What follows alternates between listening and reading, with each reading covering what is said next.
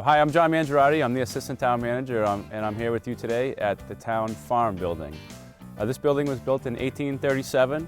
It served originally as the poor farm for the community until about 1959.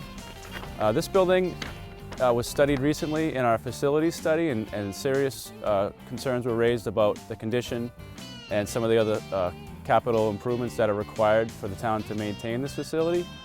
And so the selectmen appointed a task force earlier in 2015 to look at what the long-term plan should be for this building. Ultimately, the task force voted to recommend to the selectmen that this building be sold to a private party with a historic deed restriction placed on the building to preserve its historic significance.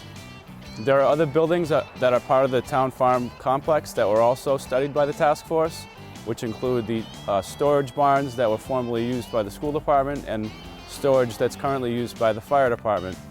The condition of those is also pretty bad, so the task force recommended that one of them be torn down and that the other one be improved and used for town storage. All of these recommendations rely on one thing happening first, which is the recreation department finding a new place for their offices. Once that happens, which we hope will be sometime in 2016, all of these recommendations can be further considered by the selectmen, and at that time funding will be appropriated if necessary to take these actions. One of the features that makes this building significant are the 9x6 double hung windows with the stone lintels. These windows are historically significant, and the town meeting earlier a few years ago actually appropriated funding from the Community Preservation Act funds to restore and rehabilitate those windows.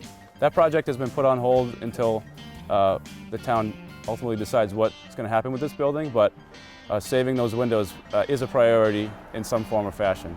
The town of Westford bought the farm from John Reed in 1824 for use as a poor farm, and the former farmhouse on the site was replaced with the current building that you see here in 1837.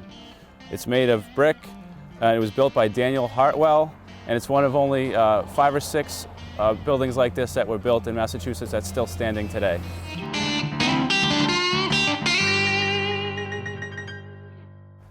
So that was a quick look at the outside of the building. I'm now going to bring you inside to meet Pat Savage, who's our Parks, Recreation, Cemetery Director.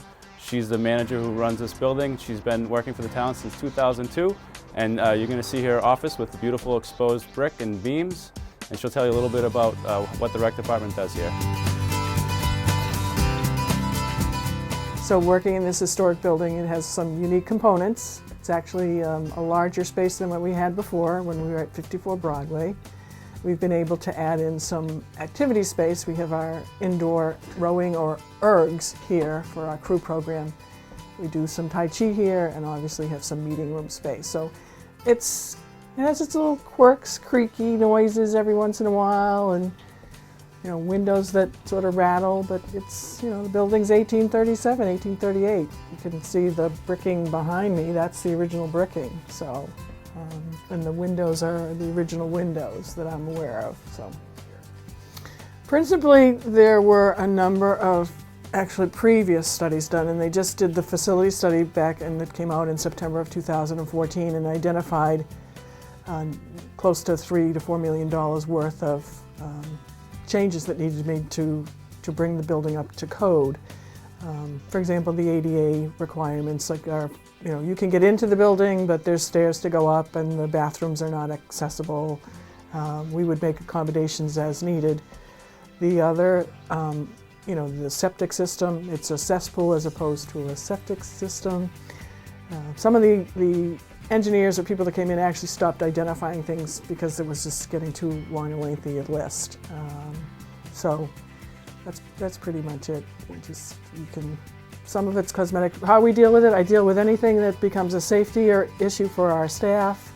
We had the heating systems checked, which is just typical maintenance. I have the fire things checked every year. So the typical maintenance stuff continue. If there's any, we just replaced some broken glass and windows to help shore up the heating. We have 4 heating systems, 2 basements, 2 attics. I mean, it's an old, multiple buildings within this structure. So few years ago, there was some talk about putting the rec department just north of the Stony Brook School. Would that be your ideal location, or is there any ideal location? That is one possible location because there is municipal land there.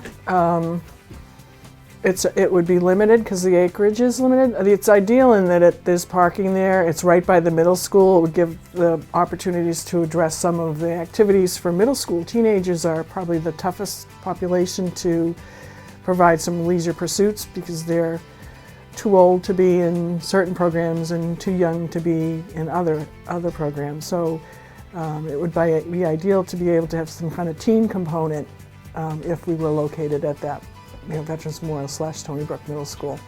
So there's not a lot of space out there, but the Recreation Commission currently is starting to work with the Permanent Town Building Committee to identify possible land space, possible leasing, possible ownership of commercial buildings, but that's not nothing concrete at this time.